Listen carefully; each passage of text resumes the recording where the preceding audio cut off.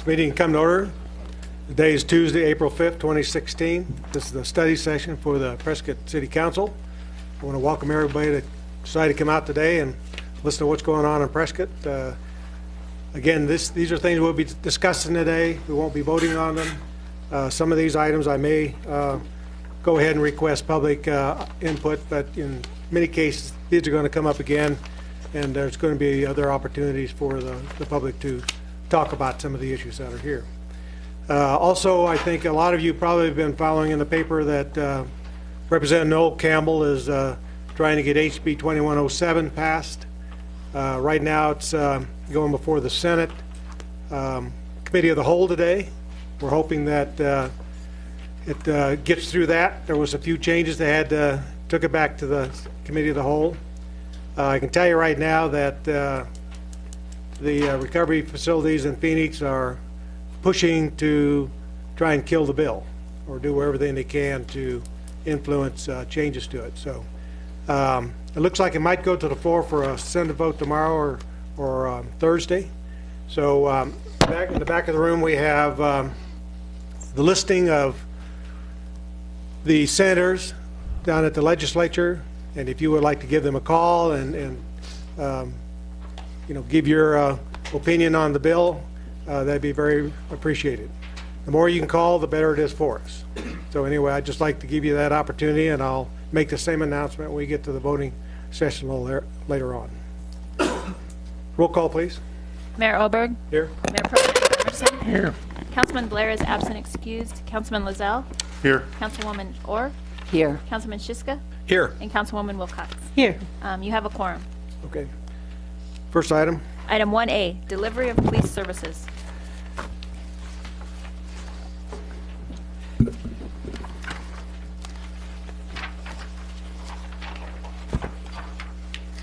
Good afternoon, Mayor, Council, Good afternoon. staff, and audience. Appreciate the opportunity to present on service level adjustments for the police department. And obviously, if there's any questions as we go through, certainly try to respond to those as we move forward. Touch briefly on the, the philosophy of your police department. And this philosophy has been in place for some time.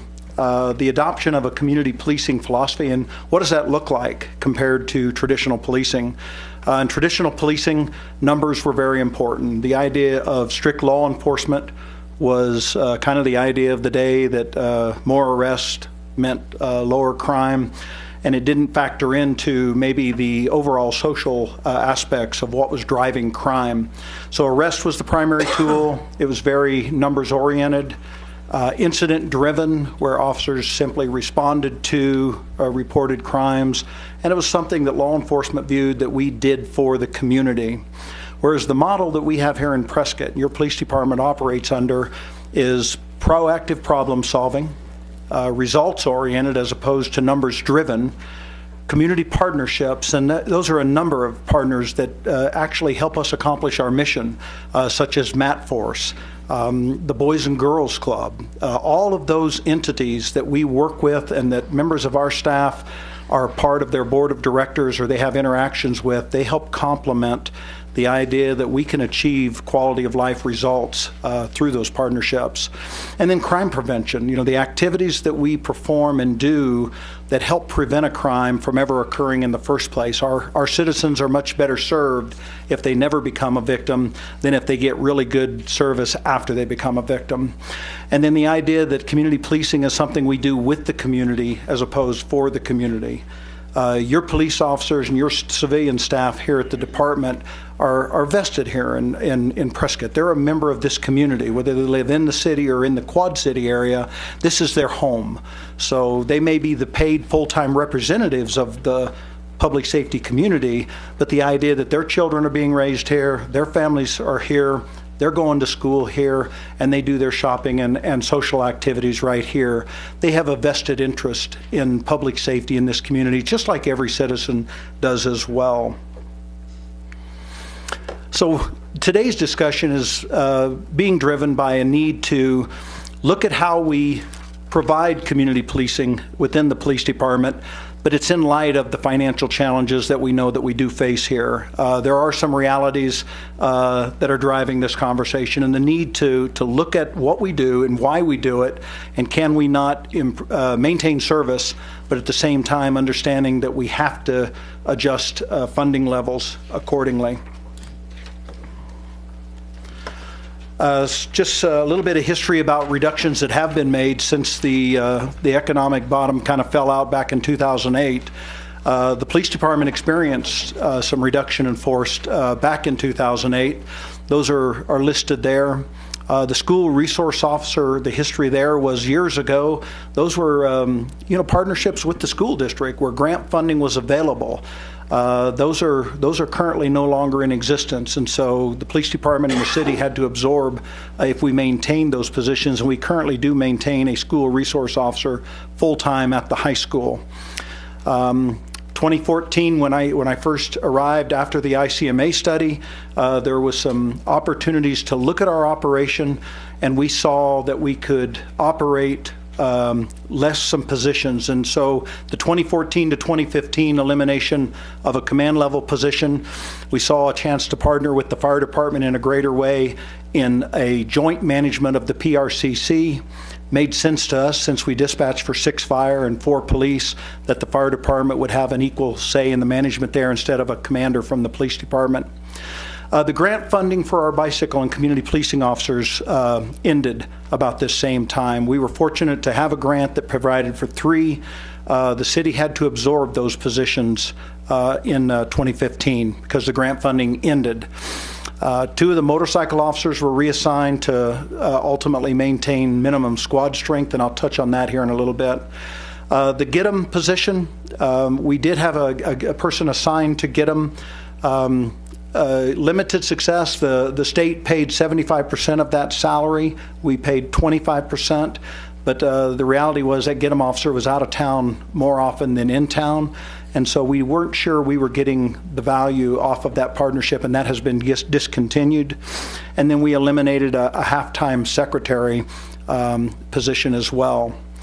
Most recently, the January mid-year adjustments that we just experienced a couple of months ago, that resulted in a reduction of $409,880 from our budget, or 3.4% of the total. That resulted in 2 officer positions being frozen, the loss of an animal control officer, a code officer, an alarm coordinator, and then a number of other dollar amounts to reach that figure. Your department was able to adjust accordingly from those cuts and RIFs. To kind of add to the conversation about minimum staffing and why that's important, when you think about what your police officers do and the need to respond to calls for service in a timely manner, that starts with our PRCC and the triage that they do. Our dispatchers, our communications people, as a call for service comes in, the call taker and the dispatcher are working together to assign a priority to that. And priority then feeds back into, and I'll have a map about our patrol beats and how we try to staff those beats here in just a minute, but it does play into the work of the dispatcher. So when they dispatch a call, depending on the priority, it may pull one officer out of an adjoining beat if that priority call requires the presence of more than one officers. So there is a tiered approach, there is a triaging that goes on in the communications center. The history around minimum staffing, we currently have authorized strength of 7 officers and a supervisor. The challenge for that is that at any given time, we have officers off either through sick time, vacation time, comp time, family leave, military service. So at any given time, a squad is maintaining at least 5, which is our minimum staffing, but they're authorized 7. So that's the reason for the 7 authorization, even though you may not see 7 at any given time. Other resources that complement minimum staffing is the presence of our very well-trained motor officers that take over on a major accident so that the beat officer is not tied to that investigation. They may be there assisting on traffic control, but the specialized training of a motor officer can take on a more intense fatal accident or a major injury accident and relieve those officers. We still have community police officers, Sergeant Ben Scott and his 2 officers. You'll see them out on the bicycles, but they're pulled in several directions depending on what kind of special projects may surface. They do a lot of community education pieces as well in connection with our Alzheimer's grants and other activities like bike safety and things like that. We do maintain a functioning detective division, which is key to a successful outcome on an investigation involving a major event. Most recently, the homicide that occurred here in Prescott, the majority of our detective division was on that scene for at least 2 full days, and then the follow-up investigation that goes forward on a prosecution is significant. So the intent is to certainly try to maintain that. But we enjoy a lot of great partnerships with our surrounding law enforcement agencies, and should an event happen that requires more resources immediately than what we can produce, Yavapai County Sheriff's Office is available to us. Prescott Valley, the Department of Public Safety, their region headquarters is right here in Prescott, and any one of those agencies would come to our aid and provide what resources they could in the event that we needed more than what was available at any given time. To give you an example of how the minimum staffing looks, in looking at January through March 24th, 84 calendar days, 252 total shifts, what we found was almost half of the time we were operating at minimum staffing. And I think that would probably hold true if we went back and looked at the 2015 numbers, the 2014 numbers. The reality is that, folks are off from time to time through any number of reasons, including the mandatory training, which I didn't mention earlier. So this is our current beat structure. Chief, can I interrupt you for a minute? Yes, sir. Could you clarify for me and the public, when you say mandatory training, mandatory by who? Yeah, Mayor Oberg, Vice Mayor, thank you for that opportunity to clarify that. Arizona Post is the certifying agency for sworn peace officers in the state of Arizona, and there are certain hours every year that our officers are required to maintain that certification. Any specialty certifications that our officers have that they've obtained, there are certain requirements that they have to meet to maintain those. So that would be an example of the mandatory training. Thank you for that clarification. I think it's always important for the public to understand it's not us sitting up here that are mandating our officers be trained this way, this way, this way in order to provide what is an acceptable level of service by some authority much higher than a city council. These officers have to maintain a certain level of certification by standard, not by policy. Yes, sir, that's correct. The calls for service for calendar year 2015 are listed in your presentation for a total calls for service of 25,000, almost 700. You'll notice Beat 11 has a significant higher call volume. That's because of the number of calls that come into our headquarters. Our headquarters is located in Beat 11. So an individual that comes to report a crime in the building, that would count as the location. So in a perfect world, we would have one officer in each of these beats at all times with a supervisor on duty, and then those other forces that are able to complement in the event of a major accident. But the reality is that on a call for service like a domestic violence call or an assault call, any call that involves a level of violence, the beat officer and then the nearest available officer from the adjoining beat is going to be sent to that call for service. So one beat may be without an officer while they're in another beat assisting an officer. And that's fairly common. Domestic violence calls are a daily occurrence in Prescott, as they are across the nation. Traffic accidents that involve the assistance of other officers while one investigating officer is performing their duties, that's a common occurrence with the traffic patterns that we currently have. But our goal is certainly to maintain the one officer per beat at any given time, and that's directly connected to the response times. This is a listing of our current average response times. and for a high priority in progress recall, from the time that call for service comes into the dispatch center and it's dispatched, officers are responding within 5 minutes or a little over 5 minutes. The triaging that takes place between the call taker and the dispatcher may take up to a couple of minutes before that call is kicked out. But there's some examples of the current call volume. Clearly, priority 3 calls are the highest type calls that we have. Those are the non-emergency, one officer responding to those type of calls for service. On the traffic that comes into the station, one of the things that we've been successfully able to do is when an officer finds himself maybe suffering from an injury and they're not able to perform the full-time duties out on the street, we've been successful using them as station officers in a light duty capacity in accordance with their doctor's instructions, and that keeps us from removing an officer out of the beat to come to the station to handle those calls for service. So in considering meeting the goals that we were given to fund a compensation package that makes us marketable, that allows us to retain quality, experienced officers and be competitive in that arena, we looked at our operation very carefully, and with assistance from the command group, what we brought to Mayor and Council today for discussion is the following potential reductions.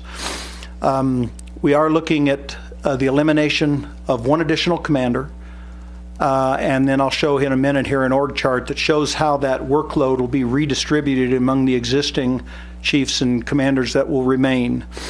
Obviously, as listed there, there'll be some increased direct reporting and span of control, and project times could be impacted for longer than they currently are. We are looking at freezing an additional 4 police officer positions, but the reality that we face is that these are positions that currently are unfilled. These are vacant positions that we've simply not been successful in attracting candidates from the lateral field to come in and take those positions. So there are no bodies associated with these positions that we're offering to freeze. We are looking at increasing our capacity to offer to our citizens an ability to report incidents through an online process. Officer Larry Gray, who serves you here at the council, in between council meetings will be assisting us looking at those reports, responding to those as we can, assigning cases. We have a current detective position that's vacant, and we're looking to not refill that so that we don't draw from the existing patrol force, because again, our goal is to maintain that minimum staffing and make sure that we can respond to calls for service in a timely manner. An adjustment to, how do detectives prioritize the caseloads they're willing to take on. The beat officers may have some additional responsibilities in completing a case that doesn't meet a certain criteria that in the past could have went to an investigator for follow-up. That actually may result in a more timely investigation, but again, it does draw from the beat officer's time to not be out there looking for on-view activity or responding to calls for service.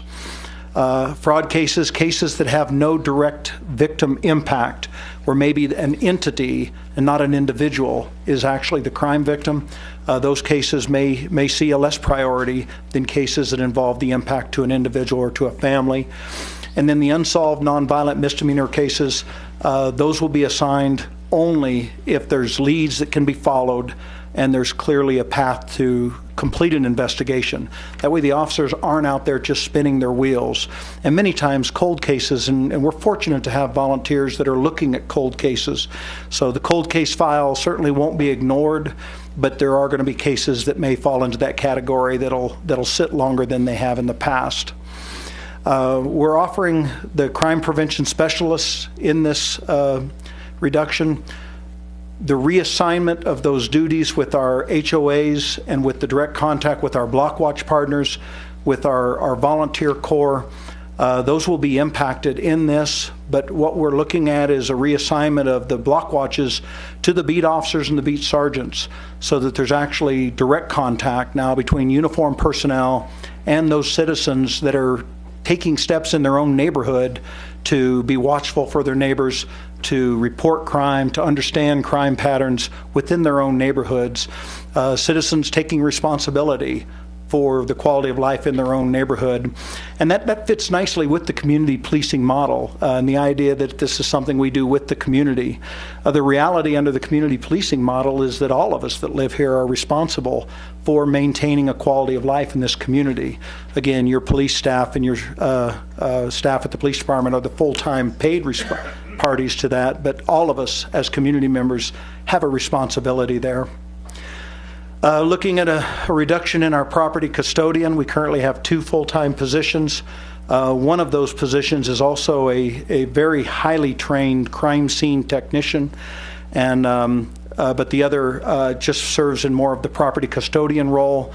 That'll certainly possibly create a backlog where citizens needing to get to property that's not evidence or that's not being used in a prosecution, there could be a delay in when that is available for them to retrieve. Chief, that property custodian, is that the same property, is that same position for evidence? Is it the same person that does that? Mayor Oberg, Councilman Lozelle, that's correct. So, evidence or property that sure, comes in for safekeeping. But as evidence goes, if we're kind of not doing our full due diligence, there's a possibility that we could break chain of custody and blow a case. Is that possible? It's certainly possible, but the priority for the existing position would be to those cases that are moving forward for prosecution. Thank you.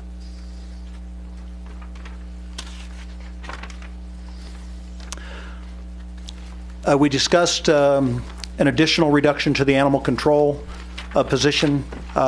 We know that our police officers currently respond to things like barking dogs, and a vicious animal complaint that would come out even when a current animal control officer is not on duty would certainly be a public safety issue and fall to a beat officer to respond and at least assess what can those officers do.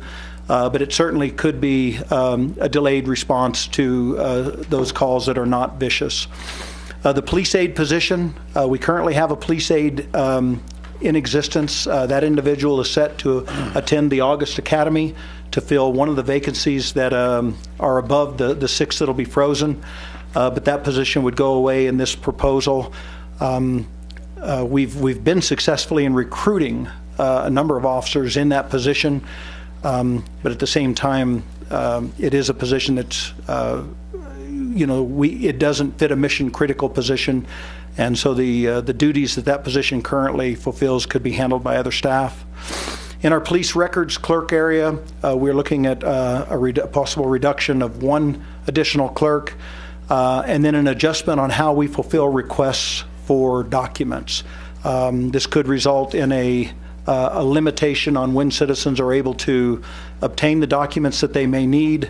Clearly, priority would be given to those cases where we're given a deadline under a public records request, or the needs of prosecutors and attorneys in an existing case in an investigation.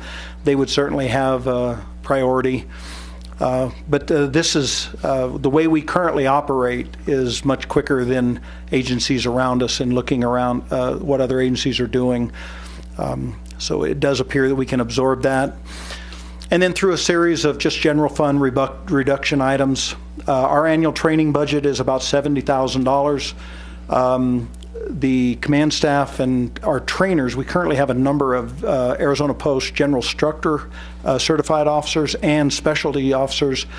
And what we have developed is an ability to, over the course of the rest of the year, bring in a certain number of officers in an in-service format with our own instructors. And in doing that, we can maintain a level of training and simply offer back that $60,000 in training funds as a cut. We will certainly continue to seek grant funding, and we've enjoyed significant grant funding that Mayor and Council have approved to ensure that specialty training does exist for our staff. We've been successful in providing some very high-quality training that wasn't a part of the general fund, and we'll continue to seek that and look for mayor and council support in the future as we seek out those items. We've identified about $62,000 in other line item cuts, and I've got a list of those should mayor and council ask for that. And then in our specialty pay, a number of our officers receive what's called specialty pay, and this is for a training or a certification or a skill that they bring to the table that's really above and beyond what we would expect out of a beat officer performing general police duties. The city has provided $1 for the first specialty and 75 cents for the second. And so the total that we have there is about $140,000. We looked at maybe reducing that by the $20,000 that we're offering there. And some of that is we believe we can absorb with existing specialties and maybe cut back on the number of specialties that we do in fact have. Okay, we got a question. Councilman Lozelle. No, I'm going to hold off till the end of his presentation, Mayor. Okay. So Chief, can you clarify that then? The specialty pay is $1 for the first specialty? Yes. And then 75 cents for each? Yes. And this is per hour? I mean, where does the dollar fill in? Is it an hour per? Right, it's a dollar extra per hour. So. And how many specialties do most of our officers have? Currently, like in the area of phlebotomy, this is where an officer comes out and they can actually draw blood on an impaired driver. I believe we have 10 that are certified in that arena. So each of those 10 officers are receiving $1 an hour more for having that specialty. And we audit their usage to make sure that they in fact are using it. But if a phlebotomist is also a member of the SWAT team, then that SWAT specialty would be the 75 cents extra. And they're capped at that.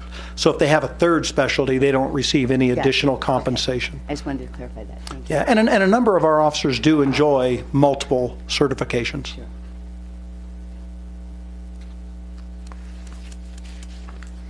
This is the current organizational chart. From my office, I have a direct report with the business manager and also currently the victim services unit, which because of mayor and council's support, we now have a full-time victim advocate who answers to our business manager. Deputy Chief Andy Reinhardt has 3 direct reports in our current lieutenants.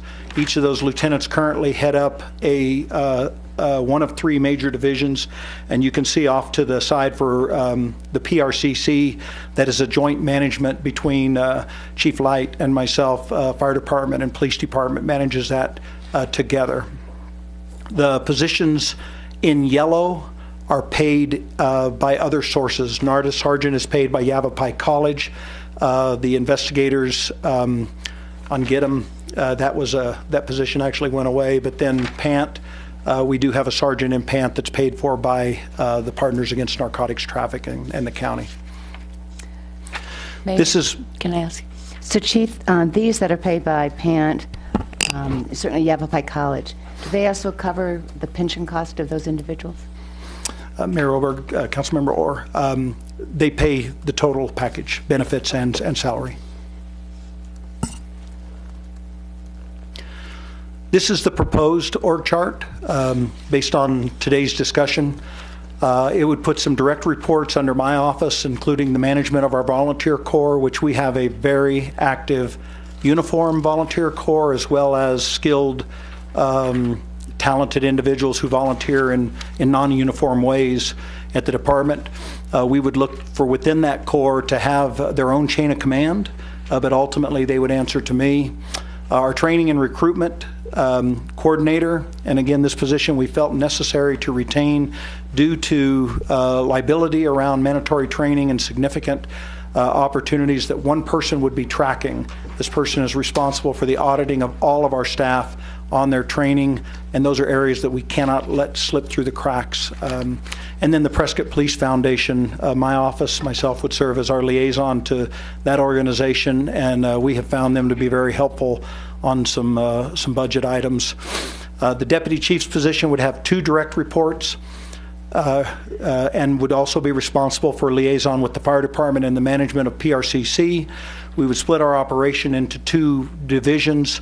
one would be support, and one would be operations. The operations side would be primarily the uniform component of the Prescott Police Department, and the support would take on the functions of investigations, records, and code enforcement under this model.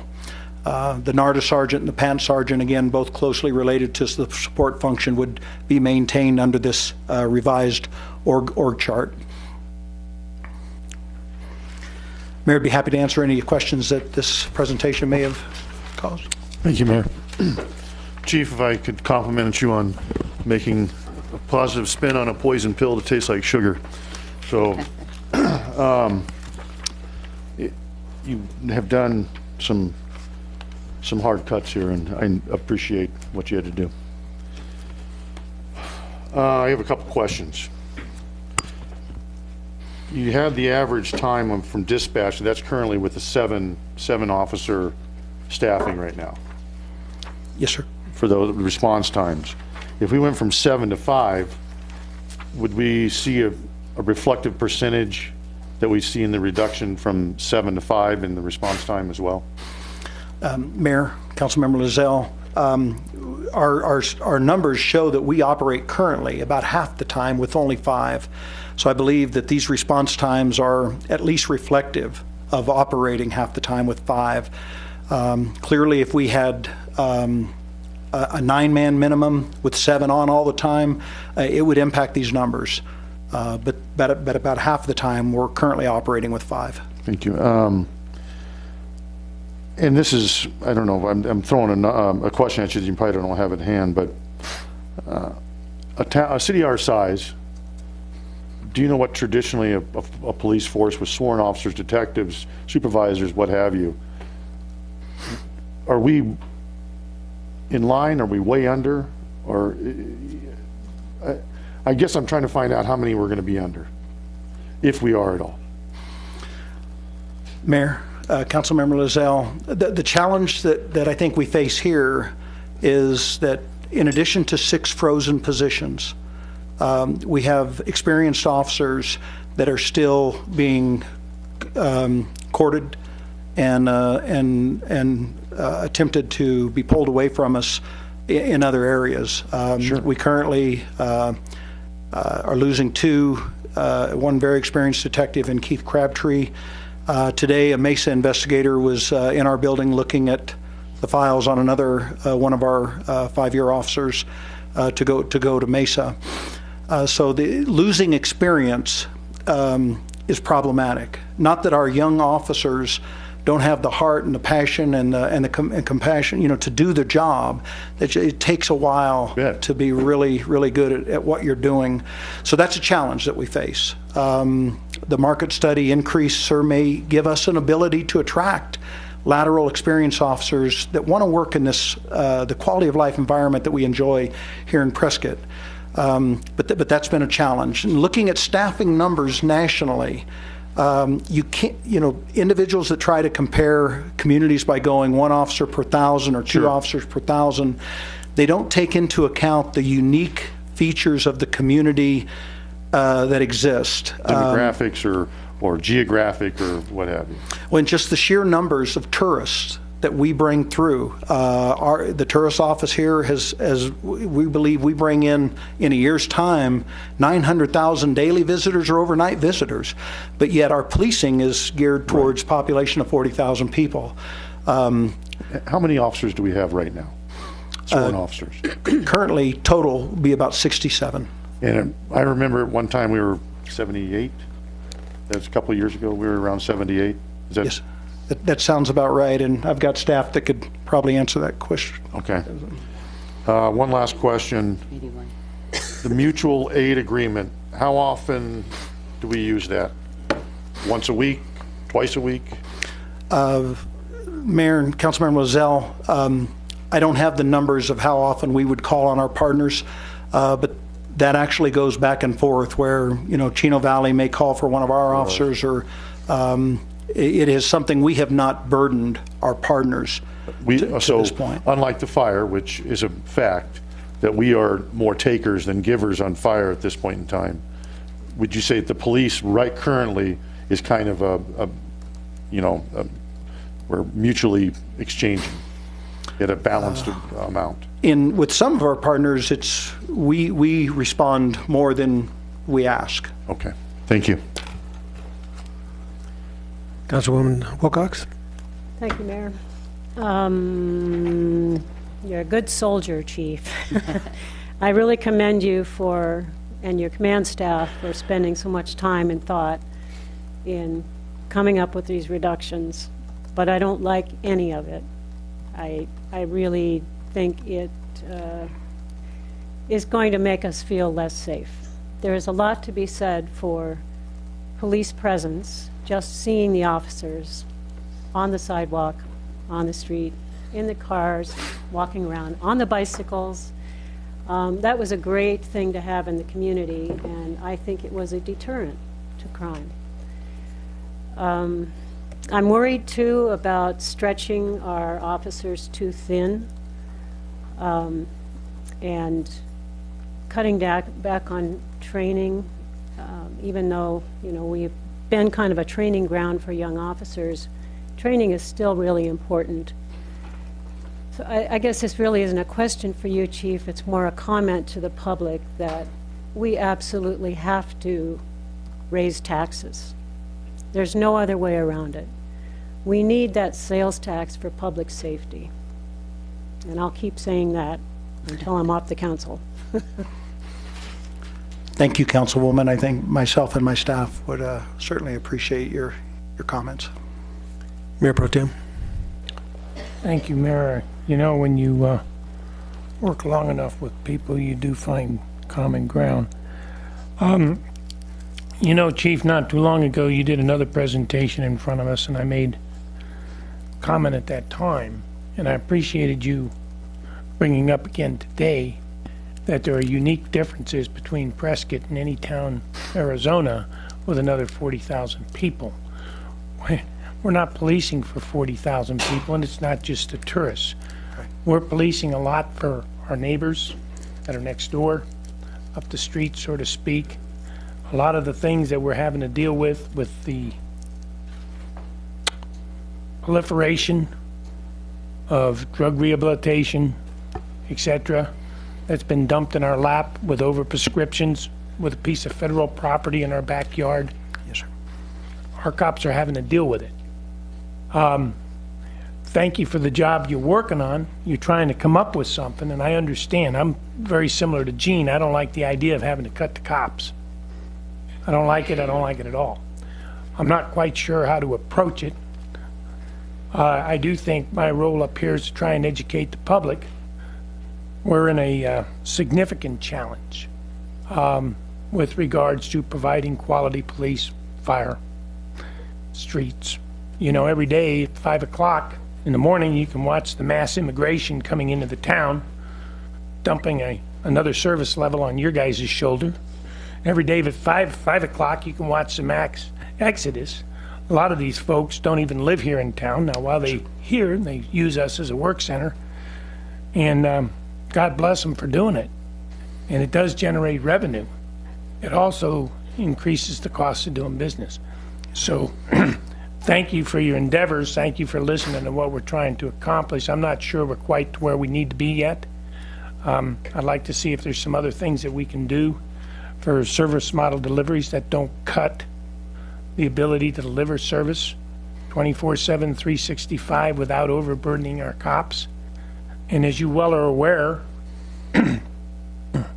being somebody who endured attrition because of funding mechanisms in the city, I'm very acutely aware that our cops in a free market system, who are also mothers and fathers, they have relationships that require they look out after the welfare of their family as God, mother, and country, and in that order. And at some point, they have to do what's necessary to maintain a level of income to support a family. And sometimes it's not in Prescott. Sometimes the quality of life doesn't pay the bills and doesn't put food on the table. So I'm very concerned with this issue.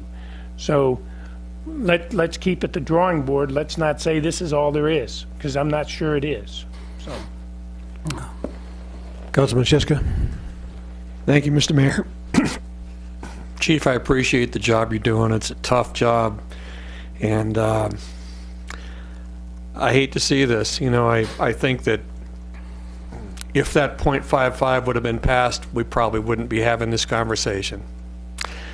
So anyway, that increase in pay, which we're dealing with now, is that going to reduce the outflow of your experienced officers? Mayor Ober, Councilman Shishka, I've heard from staff, and I've heard two versions. One version is that a number of staff appreciate the efforts that the city is making to fund the market compensation. The other version I've heard from staff is that they are not comfortable receiving pay raises on the backs of other employees suffering a RIF. So I think there's mixed feelings within the police department about the future compensation package that could be a part of the budget discussion this year.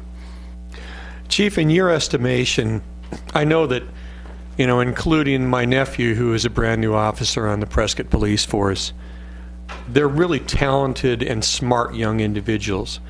However, I've looked at, you know, news reports which have shown in other areas shootings of civilians by police officers, and it seems as though those officers have been on the force for a year or two or maybe 3.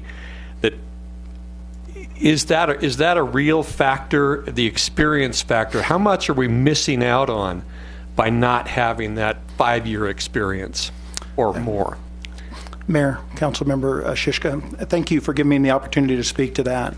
One of the benefits we've had with some of our younger officers is that they participated in our Police Explorer program for years prior to becoming a police aide and then a police officer. So they may have a 1-year track record under their belt as a police officer, but they've been associated with the philosophy of policing here in Prescott for years. Your police officers in this community and your staff at that police department, they understand human dynamics and the fact that we're in a people business better than any I've seen in the business. And that has led to our success in the levels of force that they use when they have to make an arrest with physical contact, with their common sense approach to when they draw their weapon and they issue a threat.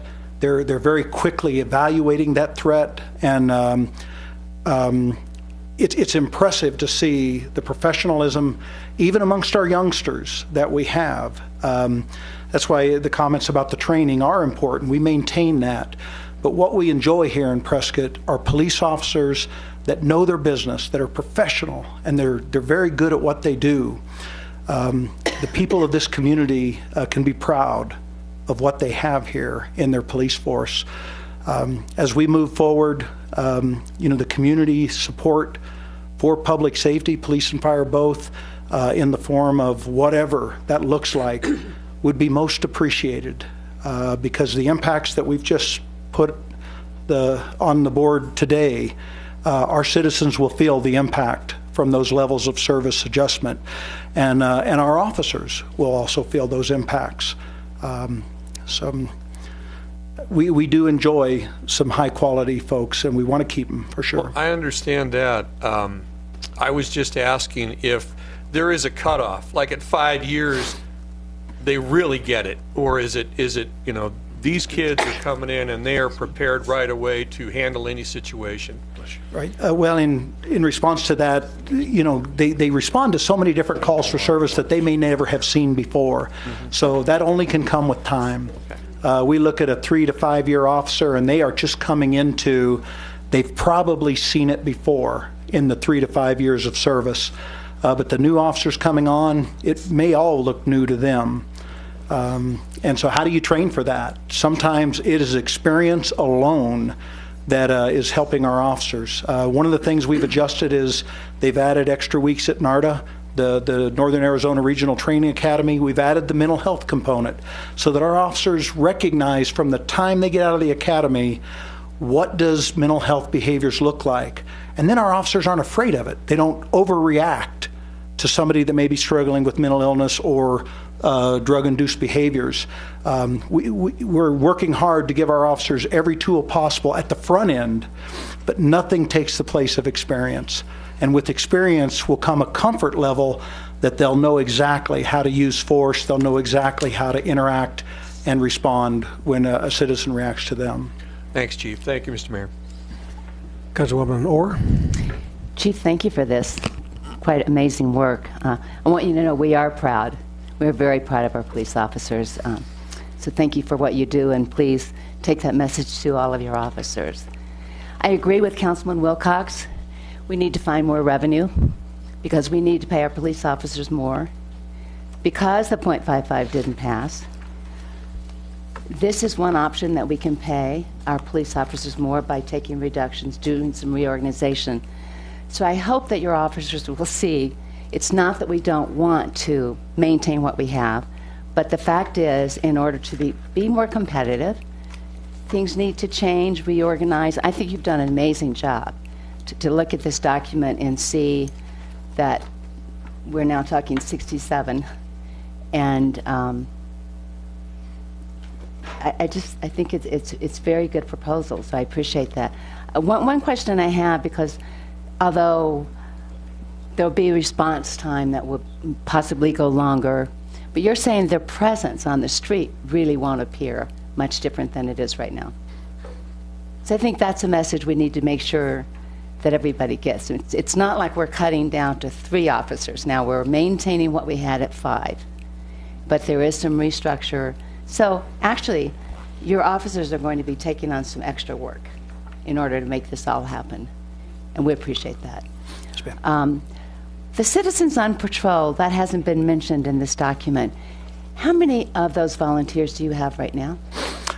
Mayor Oberg, Councilwoman Orr, I believe we're up to a total of 18. Good. And again, a number of those are uniform, and we have a number of vehicles that are earmarked just for their patrols.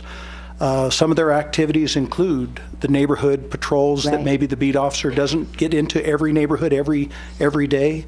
They also assist us in transporting evidence to crime labs up in Flagstaff. Right. And their uniform, they're a professional, Absolutely. well-dressed component of what this community enjoys right now. The assistance they provide and just interactions with community members, traffic. If there's a major accident, many times it'll be the uniformed volunteer that is out there managing the traffic flow while the officers are investigating the traffic. So I think that's a resource that we have here in Prescott that we can expand. I would hope that would happen. I have several members and neighbors that are neighbors and friends that are citizens on patrol, and it's like one of their best things to do during that week is they are the cop. And so thank you for that. And if there's any way that we can expand that program or some way that we can promote that program within our community, I think it's a huge value. So how many cars do you have that are marked citizens on patrol? Just I believe right now we have 4. okay. And they're clearly marked. Yes, but they are, yeah. Again, they look very They do. much like a police car, but if you They read the do. side of them, it's When they're volunteer. behind you, they look like a cop. Yeah, cause me to slow down. No. Well, seriously, thank you for this. It's quite a lot of work, and thank you for the buy-in Yeah, and trying to do Mayor- what we're trying to do, which is pay our police officers more. You, So you thank vetted. I get nervous every time a police car gets behind me, too. It's like, darn, how fast am I going? City Manager, do you have a comment? Yes, I did, Mayor. Excuse me.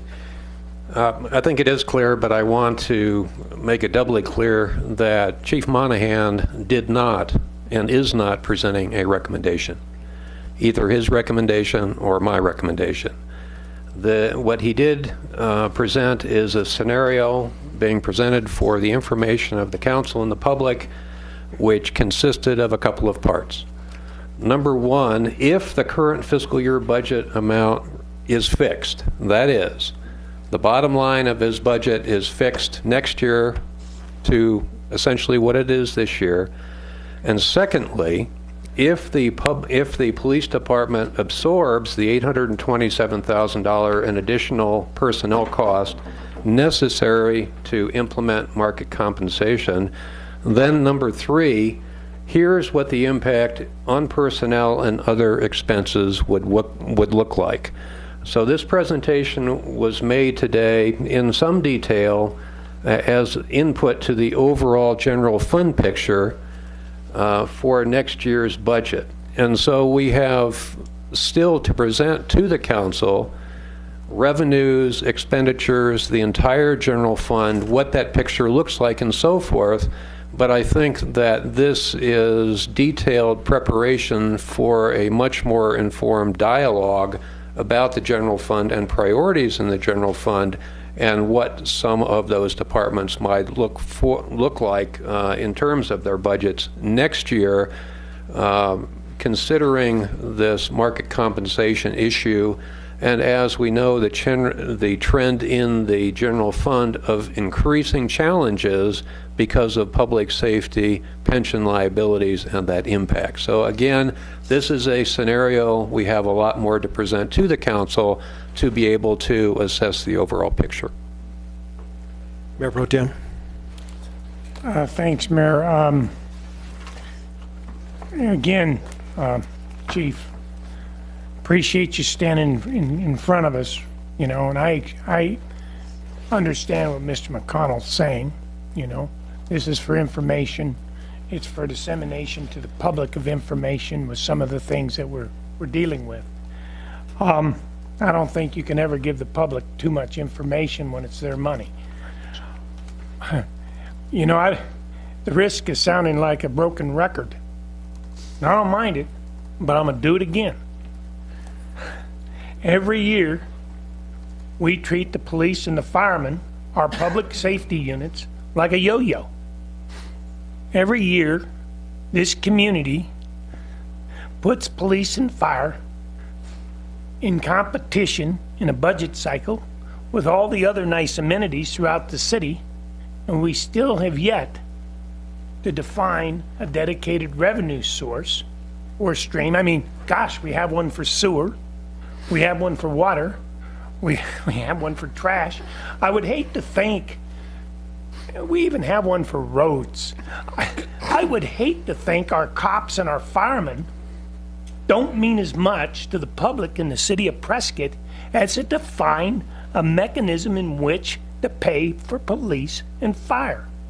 So it's on my mind. It's been on my mind. I've been on here for 13 years, and every year in the budget cycle, I've lamented over the process that pits going into a budget, competing for money to provide adequate police and fire protection in this community against the quality of life issues that many people think are every bit as important, like parks and recreation and library and what have you.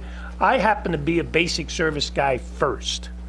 And unless we have public safety in line, this community's at risk. I've never lied about that. I've always said the same thing over and over and over. And at the risk of sounding like a broken record, it's on my mind. We're going to go into the budget again. And I want the public to hear loud and clear if we coming back at you for some sort of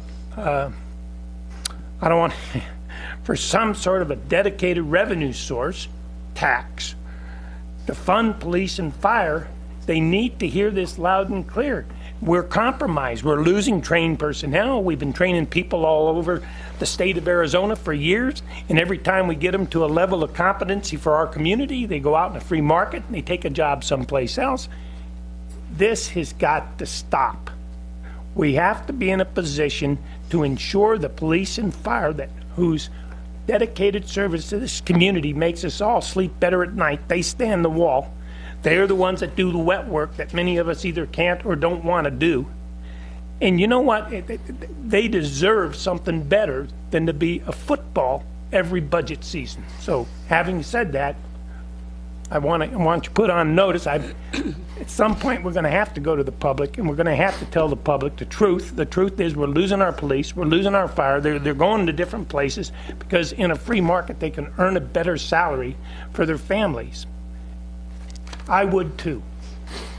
Mayor, may I respond? Go ahead, Chief. Thank you, Jim, for that statement. And the men and women of the Prescott Police Department, and I'm sure our brethren and sisters over at the fire department, we would also appreciate a statement like that from the public.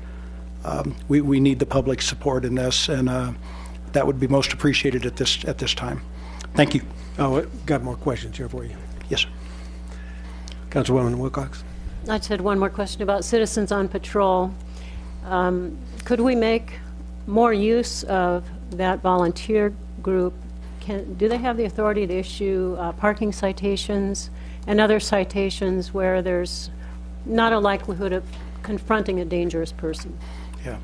Mayor Olberg, Councilwoman Wilcox, we are exploring in this new model, we would do a recruitment, and under current state law, volunteers can enforce handicap parking citations. We would explore with our city attorney other possible enforcement activities, possibly in the arena of code enforcement.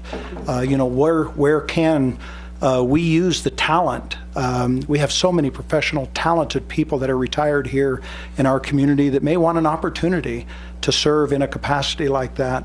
Most recently, we got a volunteer in our victim advocacy. So our victim advocacy has grown by a grant position and a volunteer position, and the services that we offer to victims has grown, and we would see that in other areas as well, including parking and code, I believe. If this model is adopted, we would look to begin recruiting and exploring that right away. Good. Just one that really is beginning to irritate me are these long cars that park downtown. And the signs are right in front of them that say, if you're too long, don't park here, if you stick out over the line. But I don't see anybody enforcing that. Thank you for that. And one of the things that wasn't mentioned in this model is our current parking enforcement officer, Anil. We are looking at adjustments to his duties that would include possibly weekend assignments where we would be looking just for that. Typically, he's working on the parking time zone, and the weekends there is no time zone. So I think a shift in priorities there would encompass just what you're talking about, because that's a safety feature there. Good, yes. Yes, ma'am. Councilman Shiska. Thank you, Mr. Mayor. And this is for the city manager. Thank you, Chief. This is, it seems like we're using variable funding, i.e. sales tax, to fund a fixed expense, which is police and fire. Are we stuck with sales tax to fund police and fire? Well, Councilman Shiska, Council, we fund police and fire, public safety out of the general fund, which has two major sources. One is state shared revenue, the other is local sales tax. The 1% of the 2% city sales tax, which goes to the general fund. That's it. The comment was made that it's not like that for water or wastewater. It's not like that for solid waste and so forth. But it is like that according to the laws of the state of Arizona for our general fund, with all the legislative crafting or uncrafting that's been done over the years, all the tax caps that have been imposed and everything, which have put this and other municipalities in the corner, all of the pension costs and so forth that we've heard the presentations on. That's it. The only significant variable we have under the system, state system, the way it's set up in Phoenix, is sales tax increments. I mean, that's it, practically speaking. And as we know, there really has to be strong justification for that. And I think that as someone, and actually the police chief said it, the public really needs to become aware of this and drive the dynamic here instead of the other way around, because it would certainly be more effective. Being new to government, I'm not sure that I understand. Do general funds in all communities fund police and fire? Well, you can have special districts as well. In the unincorporated area, for example, you have Central Yavapai. In the unincorporated area, you have the sheriff's office, which deals off, which is not a district, which deals off of their tax base, property tax, and I guess it is. But it does vary somewhat, but generally speaking, it is the general fund. The general fund consists of, like I said, the taxes we pay that get returned in the form of state shared revenue, and whatever taxes, local taxes, are levied by that particular municipality. If a municipality levies no taxes or levies very lean taxes, then they're not going to have a police force. They may not have a fire department. That may be done by a fire district, like in the town of Prescott Valley or town of Chino Valley. So, it's sliced and diced differently. But for many, long-standing communities, the general fund is where public safety comes from.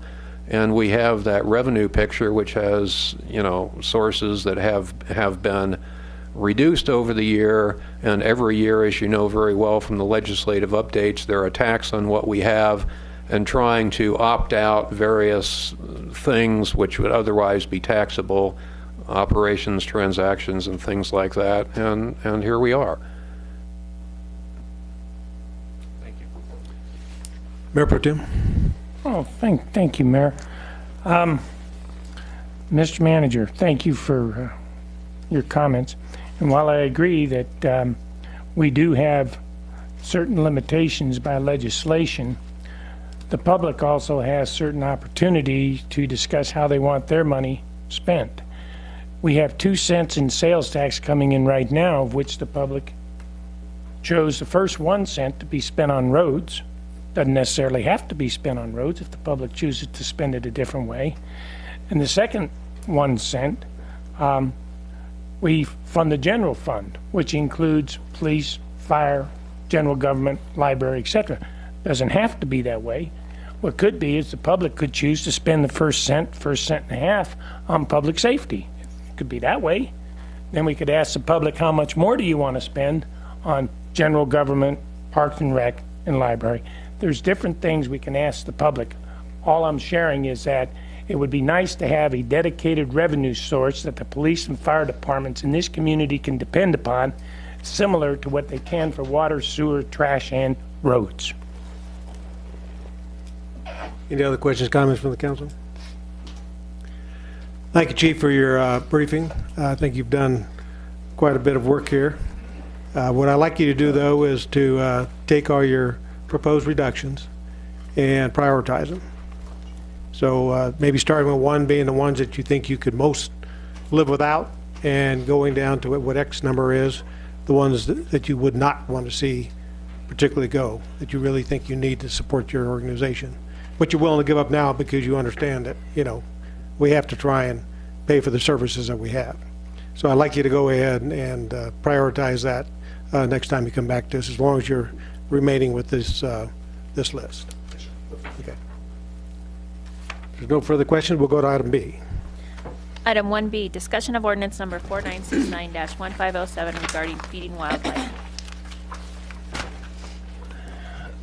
Mayor and Council, per the Council's direction, we brought forward the draft ordinance that's in your packet today regarding the feeding of wildlife within the city.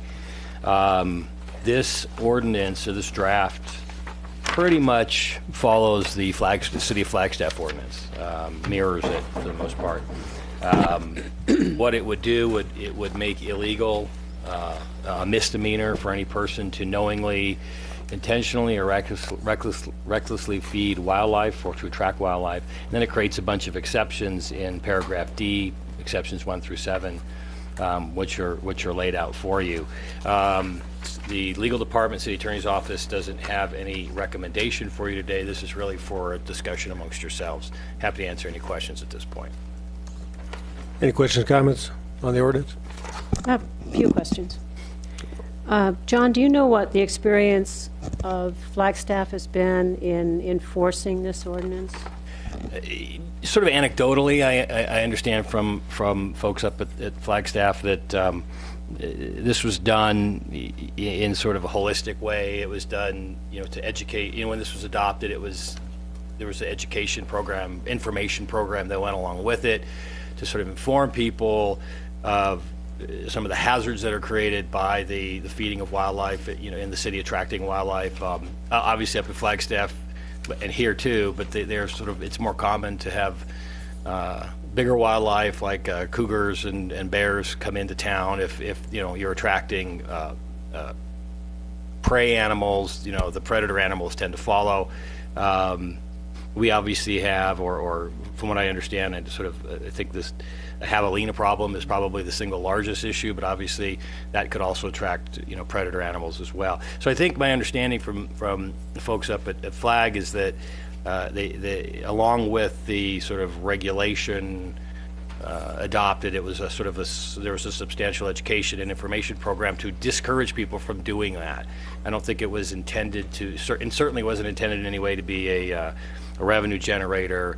And from what I understand, sort of strict enforcement of it in terms of citations, those kinds of things, or like most of our city code, you know, code enforcement kind of issues are done for scofflaws and people who just simply ignore the law. I mean, more often than not, there's an education process. If somebody is found to be doing something like this, they'll give them a warning and tell them of the problems. And for the most part, people will sort of, you know, move back from whatever they were doing. So it has had a tendency to kind of work without the need for sort of a heavy-handed approach, is my understanding. You know, and obviously this, like Flagstaff's, would allow for a wide variety of different law enforcement officials to enforce, including Fish and Game or any post-certified officer, sheriff's department, city, you know, police officer, those kinds of things. So it has it allows for a broad enforcement mechanism if that were needed. But I understand that it has had a fairly you know, good result in terms of working, that people simply go, oh, I get it now, I see what the problem is. Well, I know one of the problems and motivations for this in Flagstaff was the proliferation of skunks. And skunks carry rabies, and there was an epidemic of rabies, rabid skunks in Flagstaff. And the CDC came in with an inoculation program, trapped them, vaccinated them, and it helped a lot. But skunks, we have javelinas. Skunks are a nuisance, but they also carry disease. And I think you're right that it's primarily educational, just having people know that it is against the law to attract and feed wildlife is helpful. But I was just curious as to how many citations they may have actually issued. And I don't have any data on that, but I do know that from what I understand, it isn't something that is, you know, a common occurrence where people are cited into court and prosecuted. I mean, it happens on an as-needed basis, obviously, but for the most part, it really is sort of a preventative type tool rather than, you know, sort of like the chief was talking about community policing. I mean, it's not tracked in terms of enforcements or citations or convictions. It's really preventative. I think that's the main focus of how Flagstaff uses it, and I would think that would probably be, from an enforcement standpoint, the preferred method here as well. okay, and the other question had to do with people who might have bird baths or water fountains or some little water feature in their yard. I noticed that the definition of edible material does include water. So how do are we preventing those kinds of landscaping things by enacting this ordinance? Not necessarily. I think exception 4 allows for, you know, feeding of birds or squirrels, specifically, you know, for the purpose of feeding birds or squirrels.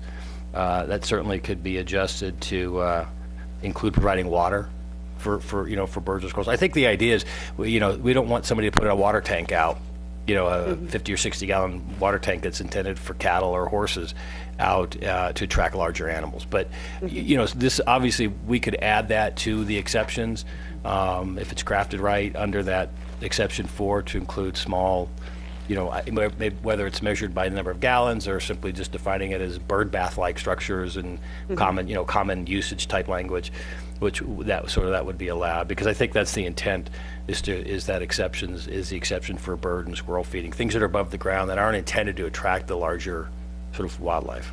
Okay. And then finally, I know we all received an email from Eric Moore of Jay's Bird Barn, and he has an interest in this. I don't know what specifically his comments were going to be, but I hope that we can hear from him before this comes back to the council and understand what the issues are that he sees in this ordinance. I don't know. I saw the letter too. I don't know the specifics. Okay. Councilman Lozelle. Thank you, Mayor. Gene, I had no idea you were a skunkist. You know, skunks have rights, too. Oh, yeah, I've been after those skunks for a long time. Just a cat with a bushy.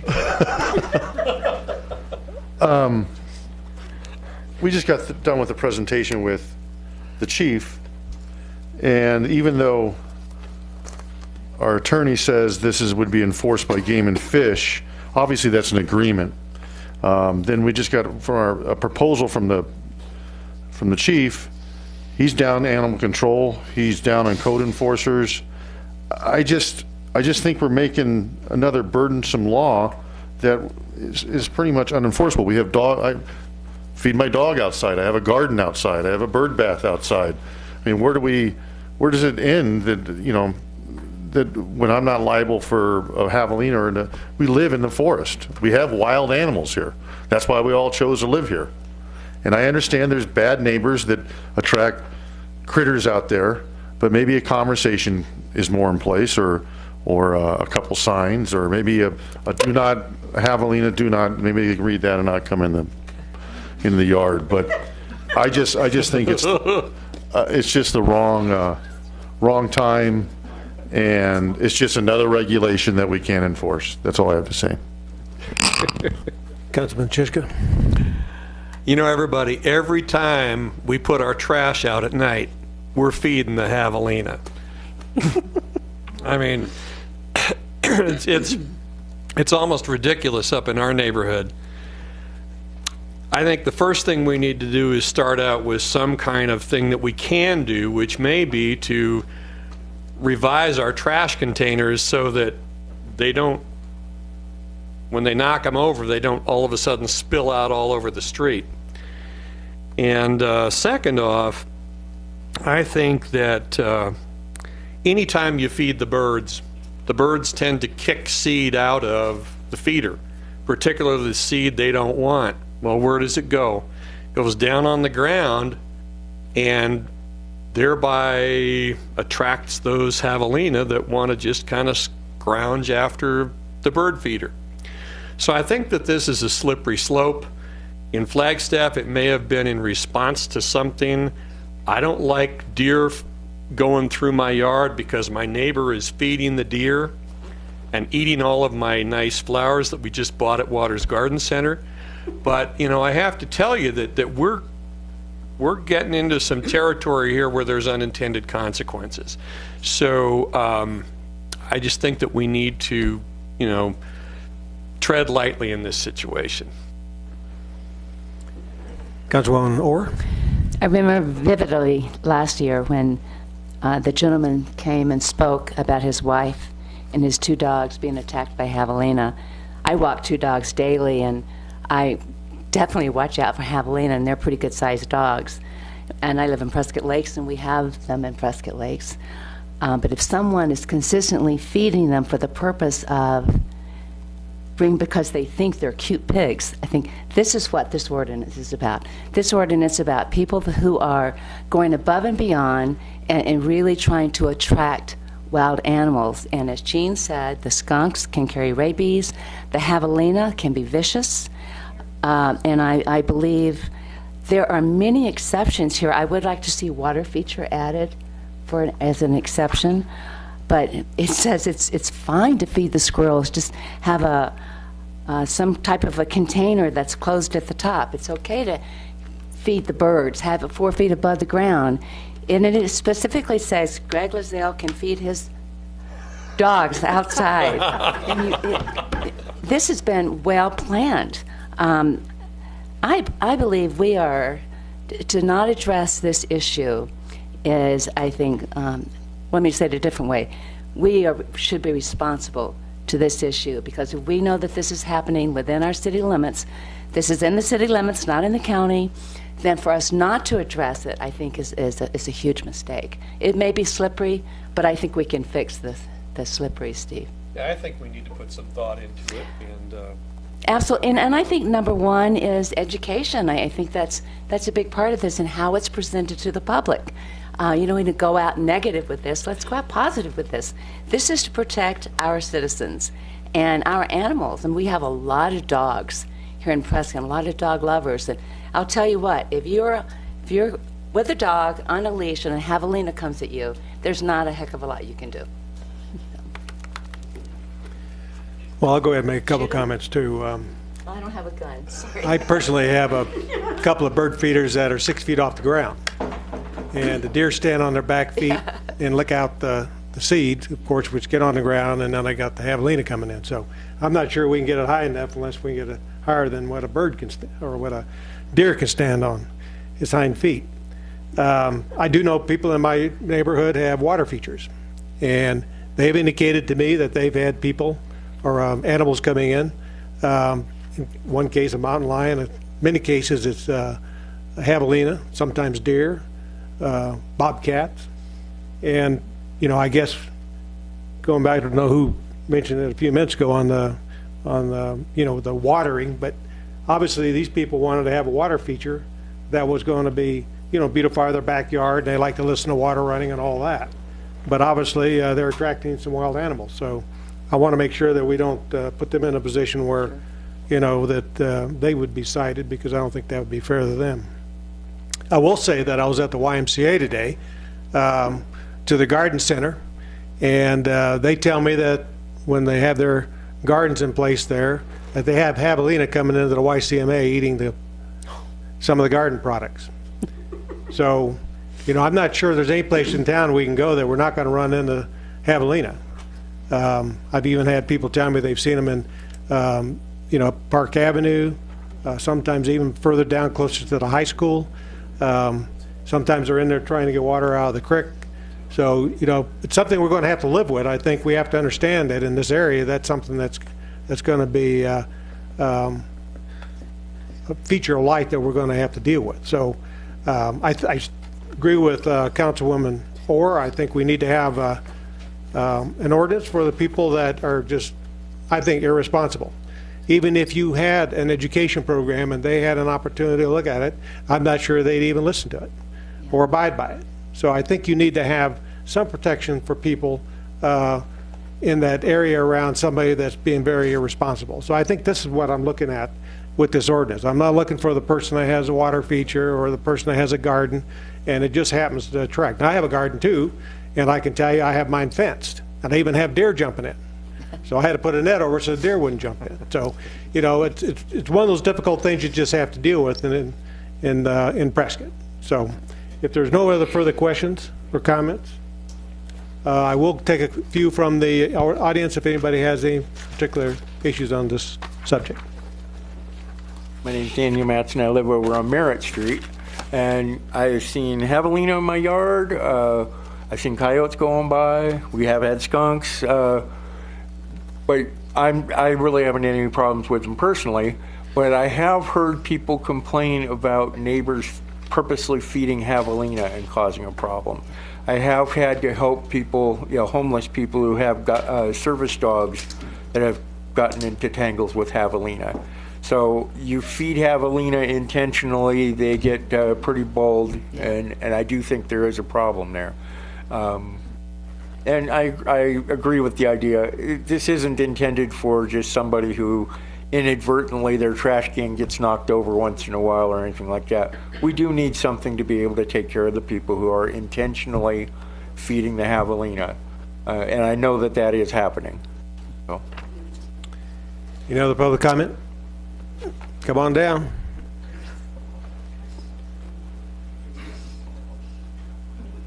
Okay, I'm kind of short. Okay, Mayor and Council.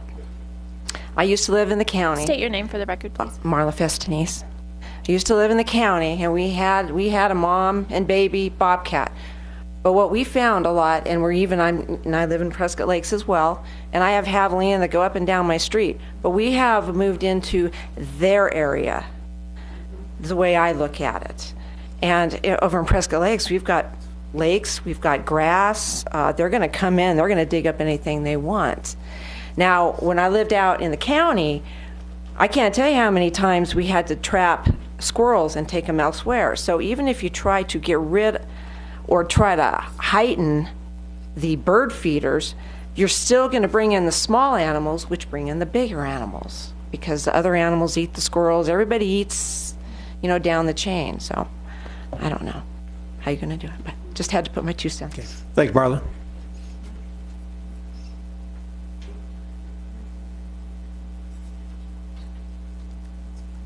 Thank you for giving me the opportunity to say a few words. My name is David Norcross. My wife and I, Suzanne, we live on the south edge of town in a neighborhood that borders on some open space, belongs to our home association, and that borders onto the tens of thousands of state acres south. So we have a lot of wildlife that pass through our yard and our neighborhood. When we came here almost 6 years ago from Boston, I thought there was only 1 or 2 species of birds in the world. There was either sparrows or jays, or maybe seagulls, but I wasn't quite sure of that. Here I discovered that there are hundreds of species of birds, and I've become a very active bird watcher with the assistance of my spotter back there. So we've enjoyed the wildlife here very much. One fact I've noticed, living where we live, we're right on a corridor between the animals that come out of the open space and the state forest. Deer, we've seen bobcats once or twice, javelina, an occasional skunk. But for the first year and a half, our property looked very much like any other patch of open space here in terms of cactus and plant life that was natural. 2 years ago, we put in a water feature that we're very proud of and very happy with. And we've started putting up bird feeders to enjoy the birds. We haven't seen any really major substantial increase in the large animals. We have a game camera that we've had up for a long time. There hasn't been any major substantial difference. We've had a garbage can knocked over from time to time. I think maybe a fine for doing that would be appropriate. But after listening to the previous presentation, I was reminded of the old saw you've heard 100,000 times, that when minutes count, the police are only 5 minutes away. And I would rather hope maybe some words here which would minimize the cost or even eliminate this, what I believe to be an unnecessary ordinance, might create a little bit of revenue that could be put to the use of this other purpose. I very much agree with Councilman Lamerson that there should be a line item budget rather than a certain fraction of the sales tax that goes to what's the most important feature for us is security and safety, especially when we live so close to the open space, or so probably vulnerable to fire should that ever come to the open space south of us. So I think this is an unnecessary expense. Education maybe for you appears to be threatening to many people, especially if you have a grumpy neighborhood who doesn't like the fact that the deer come and drink in your water feature, marching through his property. So legislation is a scary thing for people who don't understand that it is maybe a stimulant to education as opposed to a threat to prosecute. That doesn't stop the grumpy neighbor from hiring a lawyer to threaten to have you arrested. And you say, okay, fine, I'll take down my bird bath, I'll take down my bird feeders, and I'll dry up my water feature because I don't want to deal with your lawyer and the city's lawyers. I mean, I just went to Waters, and I hope if you do proceed with this legislation, you will spend a lot of time with Eric Moore from the Bird Barn, or Lisa and Ken from the Waters, to see how this would impact them. Because I just went to the Bird Barn today, and if you know that shop, it's about as big as this room, and along one wall are bird feeders. I think looking at the legislation as drafted, at least 2/3, maybe 80% of those bird feeders would be illegal. Because they may have a roof on, they're a cute little house, but they have a big tray around. Okay? Well, that's where the deer get. And a tray like that, 8 feet off the ground, I'm not going to go up a ladder to put feed in it to keep the deer away from it. and so on. So, I mean, you at least be able to answer the question, what's the economic impact on two of these important businesses in our town? The Bird Barn, the garden centers. I mean, I have a list here of all the Water's recommendations for gardening with deers and rabbits. And it lists all the things that are seldom eaten by deers and rabbits. That's great. Javelina eat everything, so that doesn't matter. But, so are other things that are not eaten by deers and rabbits, are they forbidden by virtue of not being on this list?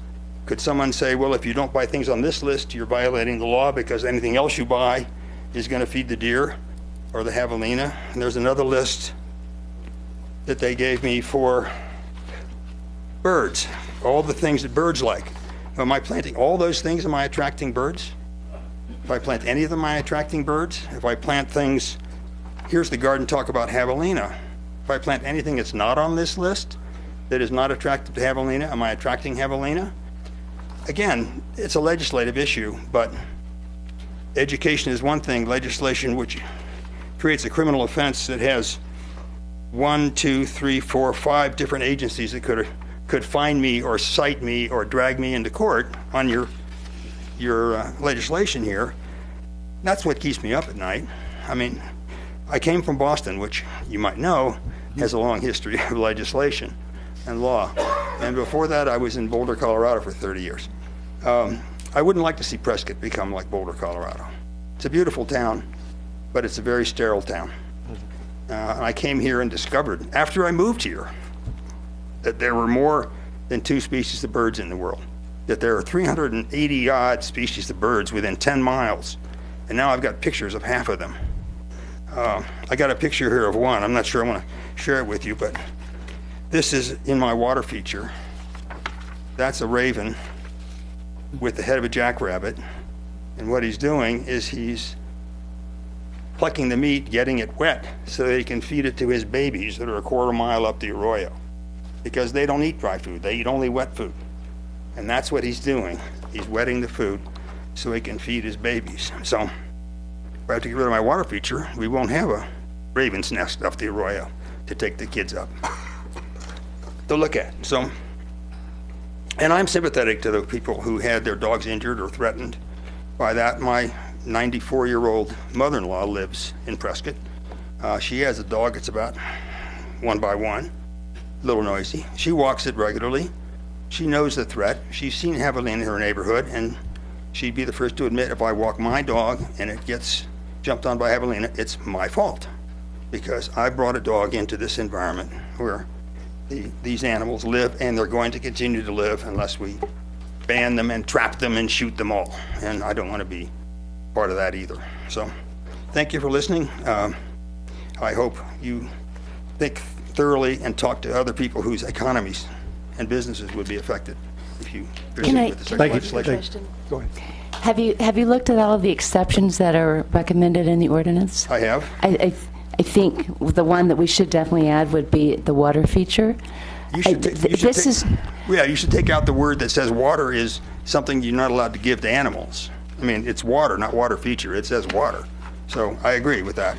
Okay, I'm glad to know that you've seen all the exceptions, but I believe these exceptions would cover your concerns.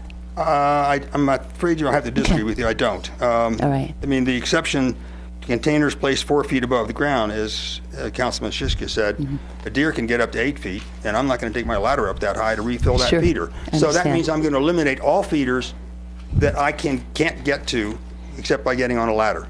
Because the birds, the javelina can get to them. And anything that's hanging in a tree, anything that's hanging is available for the squirrels, and the squirrels are some of the biggest nuisances we have.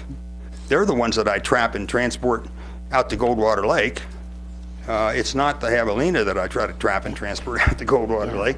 And those are the ones that jump on the feeders that are hung in the trees and scatter the seed all over the ground, and that's what attracts the javelina. And then they go on about their business, and they don't bother me. So, I mean, I've had them in my garage. They've had them sleeping under my porch. Again, I don't go out and try to play with them, and I respect them and keep a useful distance. And if they come, they're walking around, I stay very still, which is the only smart thing to do. but you can write exceptions that go on forever, and all you're doing, to some extent, is providing fodder for legislation or a punitive treatment of individuals by their neighbors or by someone else. And I think you've got a much better thing to do with your funds, like deal with the public safety issues that you talked about here today. Okay, thank you, David. I'll take one more public comment.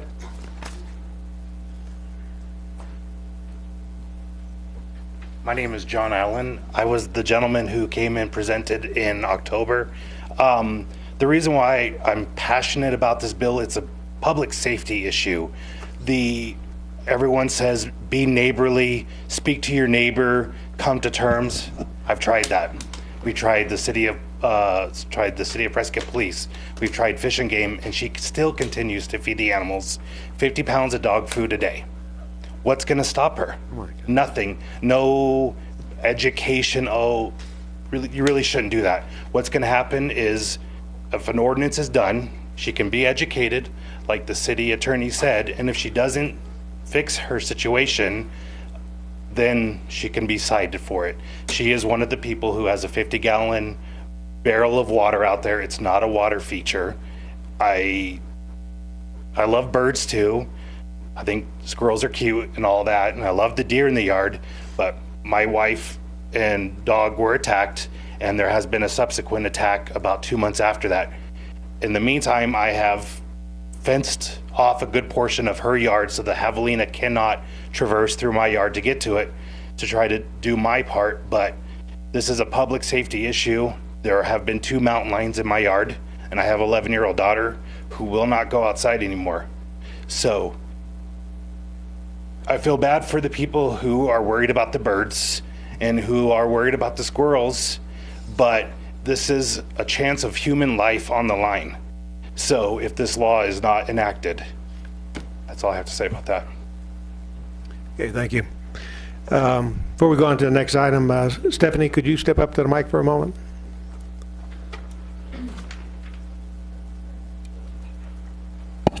I know when I was out doing my visits of all the departments, I was out at solid waste, and I think you had a container over there that you're looking at that may be impregnable. Well, Mayor, yes, there's one container over there. We've been working with the vendor a little bit. He's trying to design a javelina-proof container. That was a larger container, but it's a little cost prohibitive right now. I would think that at some point, if they do have the containers that are more affordable, that citizens could go out and buy them if they do happen to have the javelina getting the trash cans in their neighborhood. What we recommend is that you don't overload your container. Make sure your lid sits down on the container when you put it out for collection. I've seen bungee cords to hold it closed if they do get knocked over. Yes, but that causes problems when our driver comes by to collect, Well, no, unless you before they unwrap put them. it, yeah. Yes, or put it out in the morning so it's not out overnight. And then I've also poured a block of concrete at the bottom of mine, held in with. Yeah. And so that 2 bags of concrete, 4 inches up, and I pin it in with bolts, and it stays in there when it gets dumped, and it doesn't get knocked over. Javelina. Yes. What was the difference in cost between what we currently provide in the way of trash containers and this one that's more animal-proof? Mayor, right now we spend about a little less than $50 for a residential container, and I believe the one that is at Sundog is more for like 3 families, and it's somewhere in the neighborhood of $250 to $300. And I think the prices are still high because it's still kind of being designed. Okay. Okay. Thank you, Stephanie. Next item, please. Item 1C, presentation of a draft ordinance for implementation of a city business license and changes to transient merchant licensing requirements. Thank you, Dana. Mayor and Council, Lars is handing out our PowerPoint for today, but also the draft of the ordinance and some draft changes to the peddler solicitor license. As we get through this and we get to the milepost, since this is the first time you've seen it, we've added another meeting, which is our next council meeting. We'll be able to have more discussions about the specifics of the ordinance since you haven't had an opportunity to view it before. But we just want to go through a presentation to kind of summarize the changes that we have.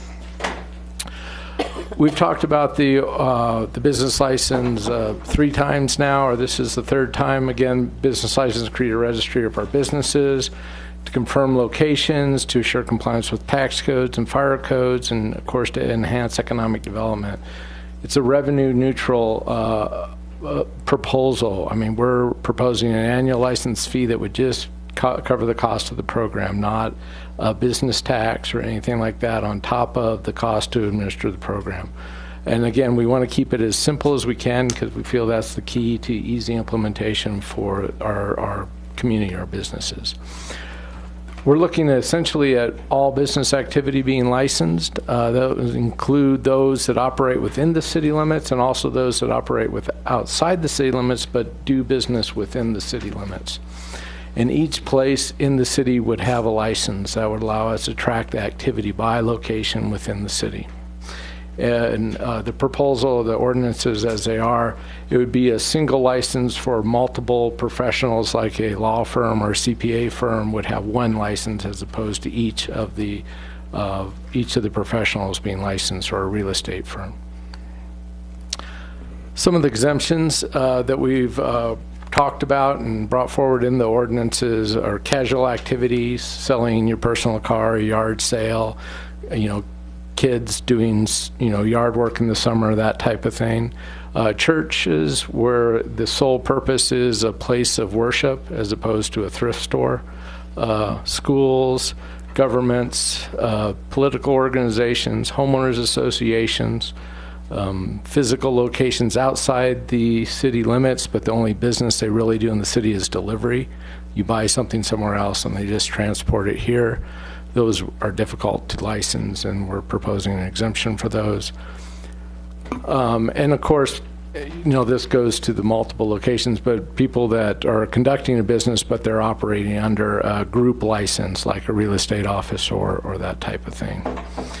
And of course, there are aspects in the Arizona Revised Statutes that limit certain things, and of course whatever we do would have to be in compliance with those, so we would exempt those. And to walk through a few of those, the city attorney has provided a few slides.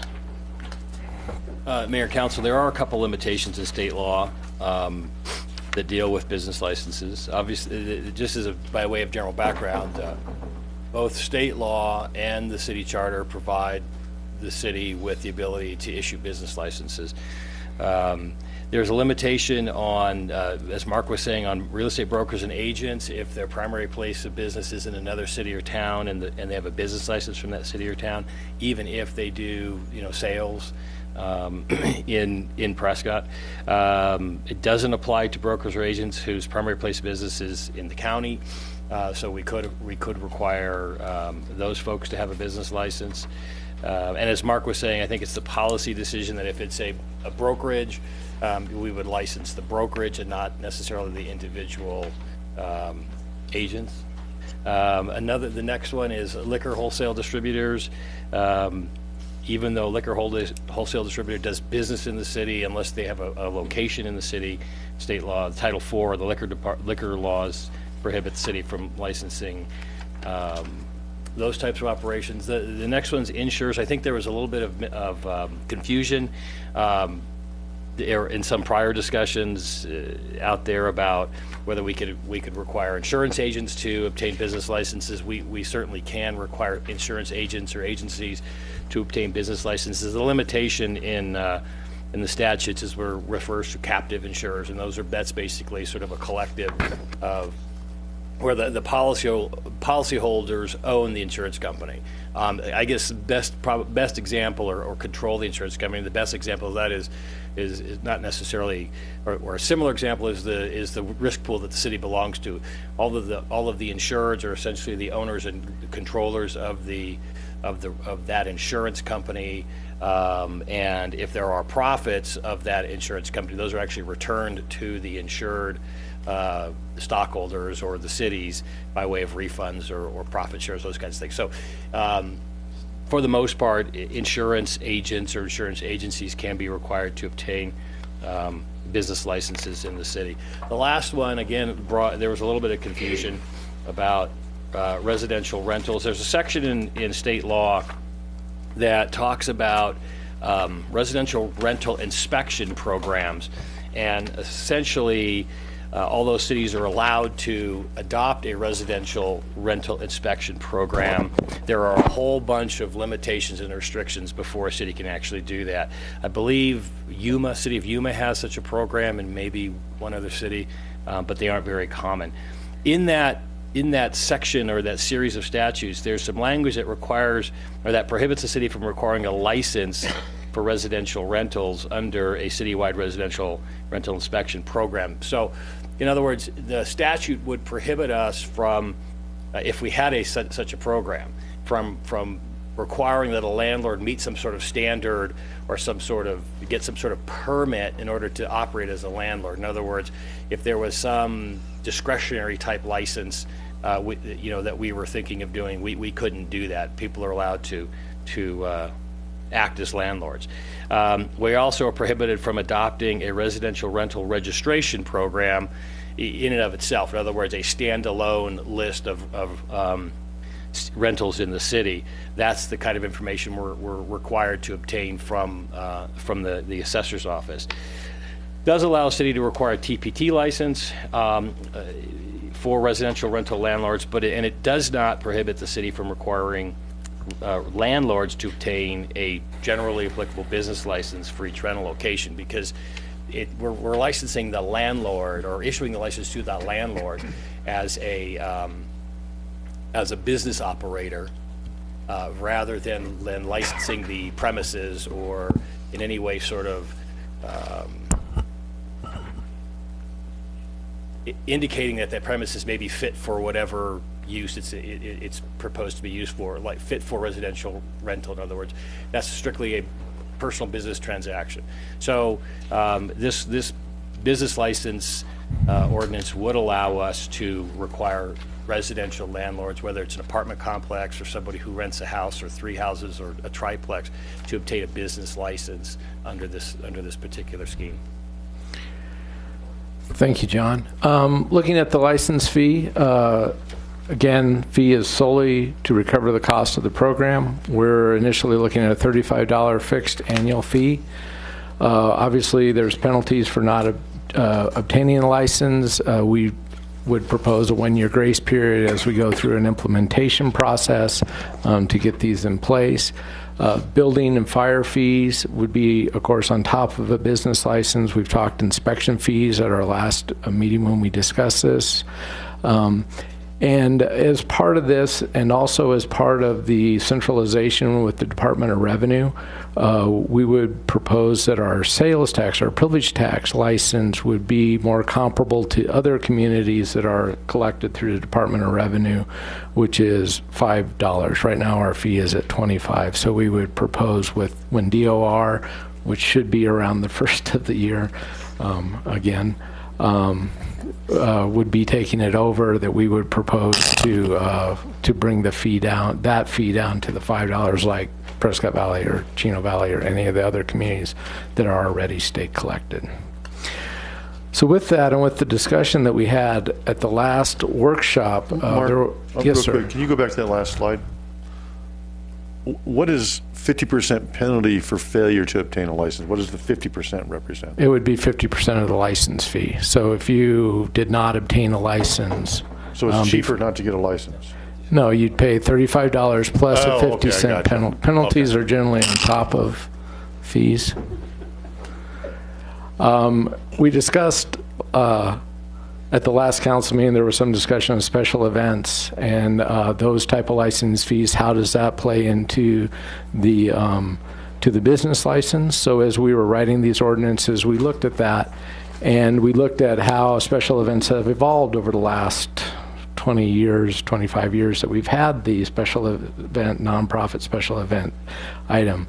So just to go over what that currently is. Currently, a nonprofit special event vendor, somebody who operates at an event like in our downtown, that is sponsored by a nonprofit, could be run by a manager who isn't a nonprofit, but it's for the Boys and Girls Club or some other local charity, they're required to pay a $25 fee for each event, which is for a 3-day event. It's a $10 fee if the event is over 3 days for each additional day. And that fee is kind of an all-inclusive fee, and that's to cover local taxes as well as any local licensing. Now, all other peddler solicitors or for-profit show vendors fall under the peddler solicitor transient merchant license requirements, which require them to pay the taxes, require a transaction privilege tax, which is currently $25, the peddler solicitor license, which is $50 annually, and ID cards for each of the employee, which is a photo ID card that each employee must have with them when they're operating, and those are $10 each. Excuse me. In addition to that, there's a bond, cash bond, which is posted, which is $200 plus $100 for each employee, up to $1,000, and that's to assure return of the ID cards to the city for destruction and also compliance with the tax code. So looking at, like I say, how things have progressed with for-profit and nonprofit and shows put on by professional show event planners, even though they have a sponsor, staff wrote the changes that you have in your packet that Lars handed out, and we're going to present here to kind of equalize those things and to change the way we look at special events. So this chart here on slide 13 shows what it is and what we're proposing. So currently, as I said, they have the one for a nonprofit show. It's a one fee for the whole thing, but they're not subject to sales tax. With the DOR centralization, that exemption, that provision is not going to be able to be enforced any longer. They're responsible for state tax. State DOR auditors are going to hold them responsible for local tax, so we need to get rid of that as we go into the state preemption. So we would propose they are now subject to state and city sales tax. They would need to have a transaction privilege license, which they do not require now, so that'd be a $5. There would be no more 3-day event fee, though, because they would be paying the tax, and they would also have to have an annual business license, which, again, we're proposing at $35. Because of the lack of, I guess, differential between for-profit and nonprofit shows anymore, we're basically proposing that a for-profit show would follow the same basic requirements, still subject to the tax, have to have a transaction privilege tax, one-time fee, and have the annual business license at $35. So we're essentially bringing event shows to a common level that would require them to pay the tax and to have a business license, or that's what we're proposing. There still would be a peddler solicitors. We do have peddler solicitors in this town that go door to door selling things and soliciting to sell things. They would basically stay the same. There is some change there, of course, with the annual or the one-time transaction privilege tax going from 25 to 5. There is that reduction, but other than that, they stay the same, but they would also have to have a business license at 35. So we've talked a lot about different fees with the business license, the inspections, the changes in peddler solicitors. So we thought a good idea would be to throw it all on a chart so you could see what is a home-based business going to be subject to. So slide 15 looks at home-based businesses, which basically would be the same as a residential rental or an out-of-city business or a sponsored event vendor, which we just talked about, whether nonprofit or not. If they're subject to tax, they're going to have the one-time fee of $5. They'll have the annual fee of $35. There's no life safety inspection because of the type of event. They're not really having customers come in or any of that. So their annual fee would be $35. The peddler solicitors, which we also talked about, have that additional annual fee for licensing, which is subject to the number of employees they have.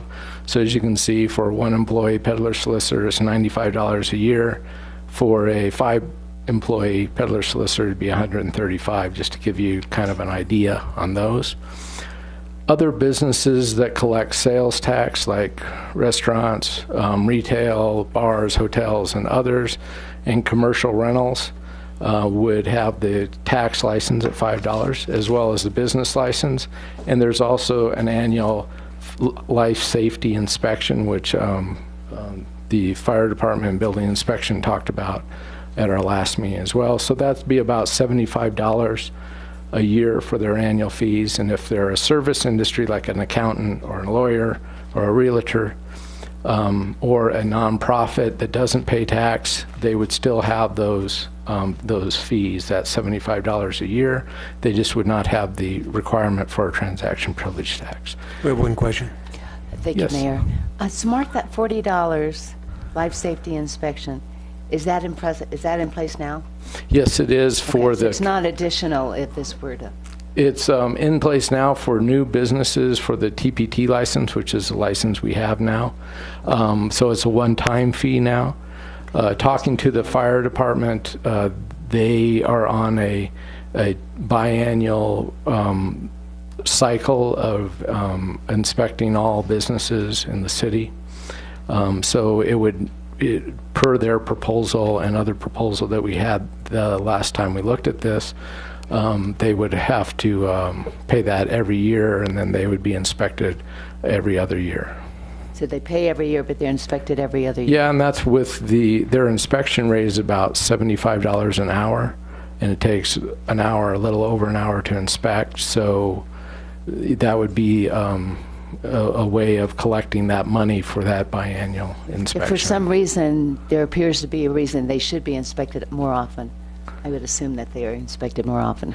I would looking for to the fire chief to help me out with that. Councilwoman Orr, that is correct. Those with higher risk have a added additional frequency that looks upon that risk, and we're in there more frequently than we would be perhaps the mom and pop stores. And then the last two items on that list. We got one other question for Councilman Lozelle. Mark, I just have a question. What's our estimated revenue we're going to get from this? Net revenue would be zero. It's supposed to cover the cost. Total, with all these we bring them in, just best guess, what are we bringing in? Again, it would be an estimate if we assume there's 10,000 businesses in town, 350,000. Then how do we know it's a net, zero net? Well, if we don't know how many. Well, we won't know until we first get it. So the first year, they go down? that would certainly be something council could consider at every budget cycle. Thank you. I mean, we have to start somewhere until we have a list. And again, the last two are, I believe, should be noted, and that was part of that life safety inspection fee meeting we had at the last meeting as well. Congregate living and non-profit congregate living would have a $485 annual fee with the $35 business license and the $450 inspection. How do we define congregate residents? I'm looking for the planning and zoning department who has here. that as a definition. Maybe legal could help us out with congregate living. John, do you have the definition for? We'll have to get back to you on that one, Okay. Council. We discussed it extensively at that other workshop, but I will forward that on to you. So the information we're collecting, again, we're trying to keep it simple. It's name, physical location, mailing addresses, emergency contacts, starting a business, presence of hazardous material.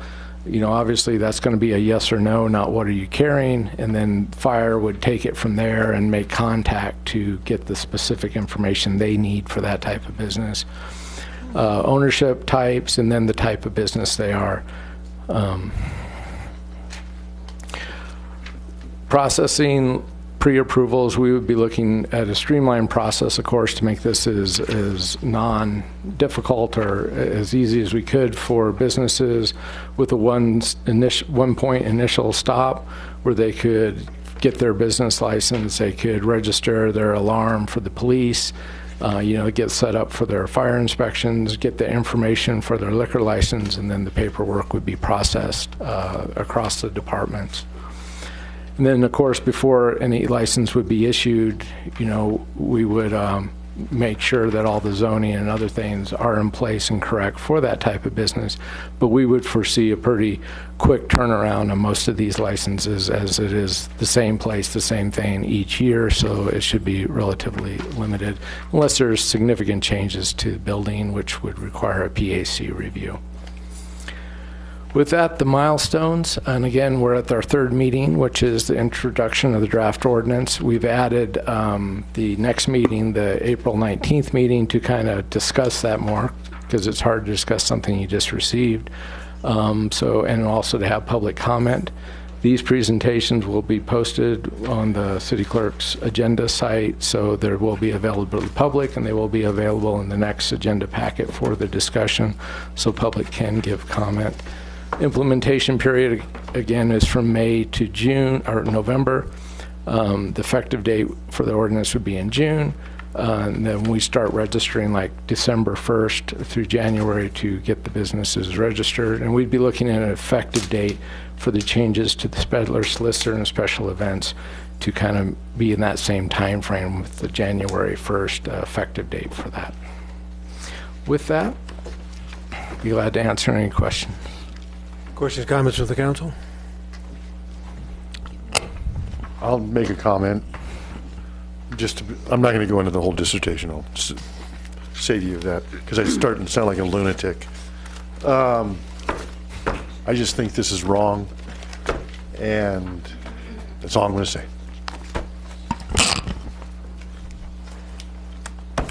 Councilwoman Orr? Mark, I want to thank you for this. Yeah, it's a good job, and just pretty much, I think, what the council asked for. I would like to say for the public, and maybe you have the exact figure, Harry, that there was a survey done by the chamber of their members, and it came out almost 2 to 1 in favor. 66% for. Yeah. In favor. I just heard someone say the other day, for $35, if I could get my business listed in a book for $35, that's going to go to everyone, but that's about the cheapest advertising you can find. So I think that there are many positive sides of this for business. So thank you. Yes. Any other comments, questions? Well, I'll agree with Councilman Lazell. I think it's wrong. Okay. Anybody else? Well, I'll disagree with Councilman Lazell and Lamerson. I think this is right. Okay, thank you for your work. I think you're making good progress, and we're waiting to hear what you have on the 19th. All right, thank you. Next item, please. Item 1D, legislative update.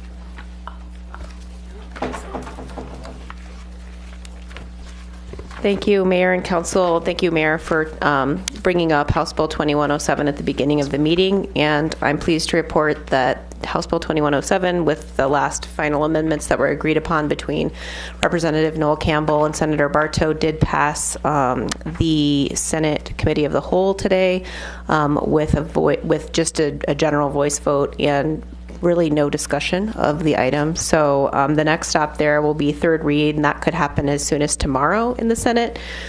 If the bill does pass Senate third read, then it will need to go back to the House for the House to concur with the Senate amendments at a floor vote. So with that, it is the 86th day of the session. I've mentioned over and over that over 1,200 bills have been submitted this session. As of today, 106 of those bills have passed and have gone to the governor's desk. A number of those have been signed. I'll remind you that a bill does not have to be signed by the governor. As long as it is not vetoed, it can go into effect in the requisite time frame. The governor has vetoed one bill to date. You may have heard about that. It was a bill that required cursive handwriting instruction and knowledge of cursive before graduating the 5th grade, and so at least we're not discussing that here today. So with that, I've handed out just a quick update. There aren't that many updates, but we have passed a few key deadlines for the session. And so the last 3 pages that are just sort of the outcomes, if something is grayed out on those pages, that either means it's dead because procedurally it can't move forward without sort of an act of Congress. If it's still white on there, or it's been approved and signed by the governor, if something is still white, that means it's still in play, and something could still come of it, and those are the updates there. The other things I want to point out to you that are on the last page is the bonds disclosure notice. That actually was referred back to the House. There were changes in the Senate, and there was a failure for the House to concur with the Senate amendments, and so that results in a conference committee being appointed with 3 senators and 3 members of the House to work out what are the remaining issues with the bill, and so that is currently occurring. I'll remind you that there were amendments on that diminished the negative impacts on cities and towns and counties and their ability to ever pass a bond in the future. So depending on what the concerns were in the House, it will either get better or worse. Then Senate Bill 1350 is also still in play, and that's commonly referred to as the Airbnb bill, referring to the sharing economy.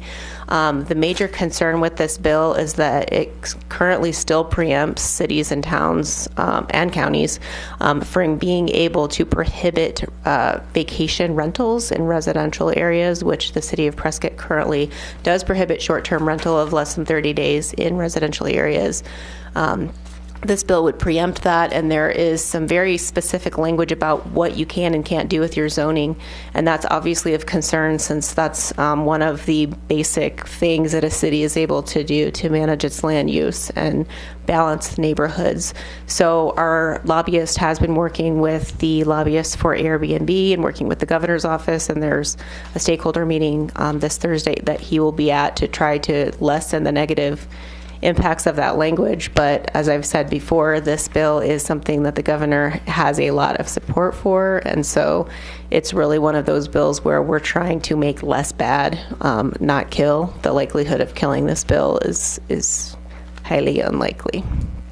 So with that, if you have any questions, I'm happy to answer any of those. We're getting closer to the budget. The annual, I will veto every bill that comes to my desk until the budget comes to my desk has occurred. So, I would expect to see a budget being considered in the Senate and the House within the next couple weeks. Any questions, comments? Okay, next item, please. Item 1E, request for information regarding the April 5th, 2016 voting meeting agenda items. Anybody have any questions, comments on the? Yes, Mayor, I don't know if it's necessarily this next budget meeting, but I'd like at some point in the near future, if we could get an update on proposed sales of real properties the city owns. I mean, I'd like some follow-up on that, and also where we are on the lease with the rodeo grounds with the Frontier Days people. Okay. Anything else? I have a couple of items on the consent agenda I'd like to pull for discussion. Item D, regarding the contract with Simplot Partners, and item G, regarding a professional services agreement with Mayoranda Group. All right. Anything else? Okay. Meeting adjourned. Thank you for your time.